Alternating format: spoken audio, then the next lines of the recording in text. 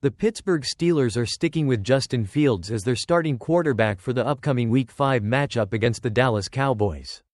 Despite the team's first loss of the season, head coach Mike Tomlin confirmed on Tuesday that Fields is preparing to start, indicating confidence in his performance. Russell Wilson, who has been nursing a calf injury, is also ramping up his practice participation and could be nearing a return. Tomlin mentioned that Wilson will have a strong workday on Tuesday and will likely face a live pocket in practice, suggesting he is progressing well. However, Tomlin has been non-committal about what will happen once Wilson is fully healthy. He noted that while Fields could remain the starter even after Wilson is cleared to play, they aren't at that decision point yet. The Steelers seem focused on letting Wilson's recovery dictate their next steps, which adds a layer of intrigue to the quarterback situation as they move closer to game day. For now, it looks like Fields will lead the offense against the Cowboys, with Wilson's status being evaluated closely throughout the week. Fans and analysts alike will be watching how this situation unfolds as both quarterbacks vie for the starting role moving forward. The regression files. Fantasy Football Week 5. Are Geno Smith and Sam Darnold headed in different directions? As we dive into Week 5 of the 2024 NFL season, it's time to analyze which players are trending up or down based on their recent performances. With 4 weeks of data in the books, we can spot who's riding the wave of variance and who might be due for a regression. Offensive trends through Week 4. Washington Commanders. Cliff Kingsbury's offensive scheme is working wonders. The Commanders rank second in early down EPA per play and lead the NFL in offensive success rate at 53%. They score on 68% of their drives, making them a formidable unit. Despite facing weak defenses, they should maintain a top 5 ranking moving forward. Houston Texans. Sitting at 16th in EPA per play. The Texans have excelled on 3rd and 4th downs but struggle on early downs. C.J. Stroud's frequent sacks and a heavy reliance on the run suggest this offense needs a reset before their luck runs out. Kansas City Chiefs. The Chiefs are 11th in overall EPA but heavily reliant on Patrick Mahomes' heroics. Losing Rashee Rice could further expose their aging system, which is middling at best. It might be time to reassess their fantasy viability. Cincinnati Bengals. Just shy of leading the NFL in early down EPA. The Bengals' offense could bounce back if they maintain their efficiency.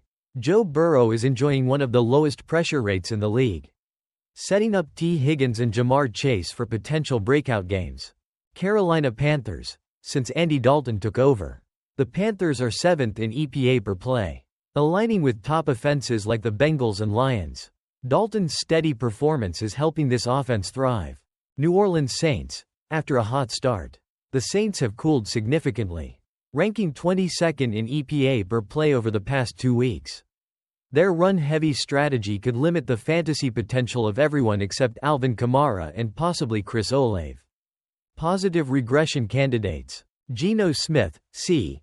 Leading the league in passing yards and boasting a strong completion rate. Smith's production could rise as the Seahawks improve in the red zone. His performance thus far suggests he's poised for a breakout. Daniel Jones, NYG. While he struggled, Jones is underperforming his expected rushing output.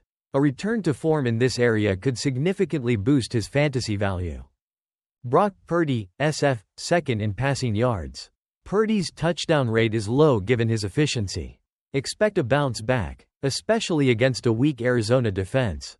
Courtland Sutton, Den, as the clear top receiver for Denver. Sutton is generating plenty of air yards despite underwhelming production. His usage indicates potential for future scoring. Amari Cooper, Clee, with a strong air yards profile. Cooper could see improved production if Deshaun Watson finds his form. Don't lose hope just yet. Christian Kirk, Jack, while he had a decent outing against Houston, his overall metrics suggest that with improved quarterback play, Kirk's production could see an uptick. Negative regression candidates. Sam Darnold, Min. Despite his impressive touchdown rate, Darnold is due for a regression. His current performance is unsustainable, and a drop-off could be on the horizon. Michael Pittman, Eind, and Josh Downs, Eind, with the potential return of Anthony Richardson. These two might see a decline in their fantasy value if the Colts revert to a more run-heavy approach. Jordan Addison, Min, while he had a standout game recently. Addison's overall target share remains low, with Justin Jefferson demanding attention. He may struggle to maintain his production. Jaden Reed, GB, Reed's impressive efficiency might not last. While he's currently performing well, expect some normalization in his production as the season progresses. Final thoughts. As we navigate through the season, identifying players on the upswing and those heading for regression will be crucial for fantasy success. Keep an eye on these trends, and adjust your lineups accordingly to maximize your team's potential. Why Jared Goff didn't achieve a perfect passer rating despite 18 for 18 performance. Jared Goff delivered an incredible performance on Monday night, completing all 18 of his pass attempts for 292 yards and 2 touchdowns during the Detroit Lions' 42-29 victory over the Seattle Seahawks. Despite this flawless game, he did not finish with a perfect passer rating. When informed of this anomaly in his post-game press conference, Goff remarked, "Yeah, I don't know. That system's weird." He set a new NFL record for the most completions in a game without an incompletion, surpassing Kurt Warner's previous record of 10 for 10.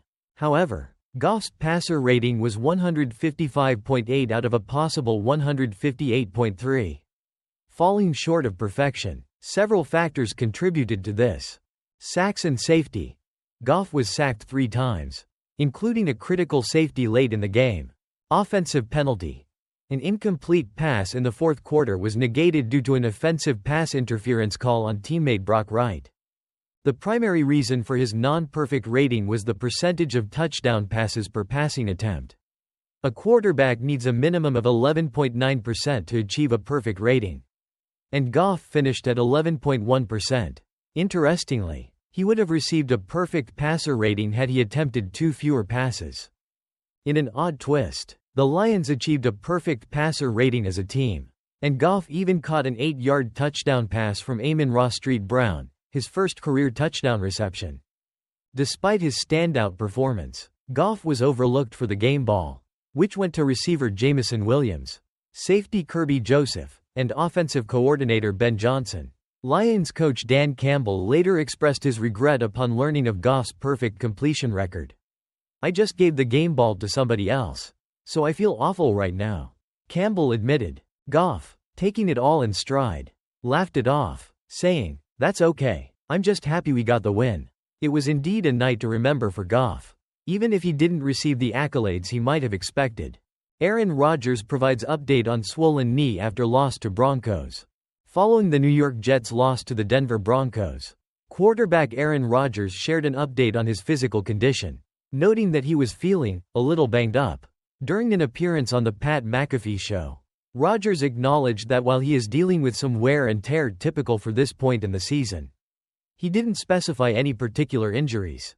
"My knee's a little swollen, but just kind of wear and tear after week 4, he said, emphasizing that his current issues are nothing out of the ordinary for a regular season grind.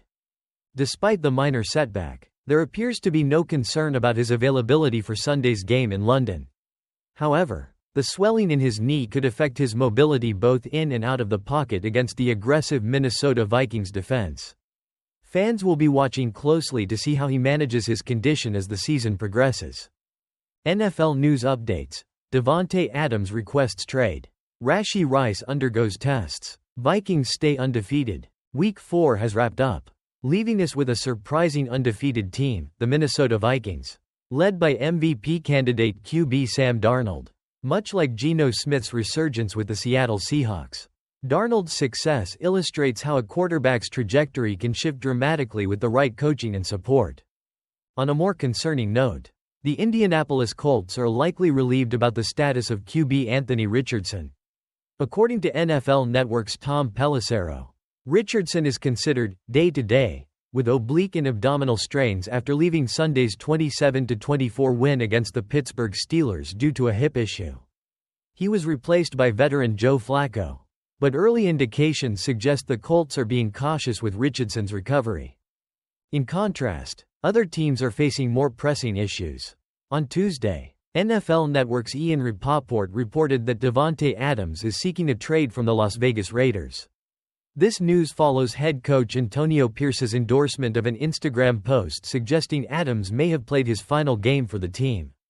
Additionally, the Kansas City Chiefs are dealing with concerns over star wide receiver Rashee Rice, who is undergoing tests for what could be a season-ending knee injury.